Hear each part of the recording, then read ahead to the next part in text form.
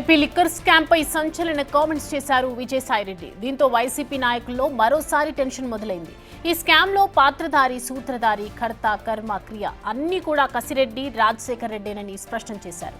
ఈ స్కామ్ గురించి భవిష్యత్తులో మరిన్ని వివరాలు బయటపెడతానని చెప్పారు.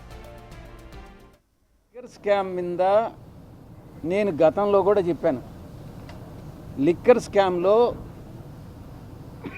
పాత్రధారి, సూత్రధారి, కర్త, కర్మ, క్రియ అన్నీ కూడా కసిరెడ్డి రాజశేఖర్ రెడ్డేను అన్నటువంటి విషయాన్ని చాలా స్పష్టంగా చెప్పా. మరిన్ని వివరాలు భవిష్యత్తులో నేను చెప్పాల్సి వస్తే చెప్తా.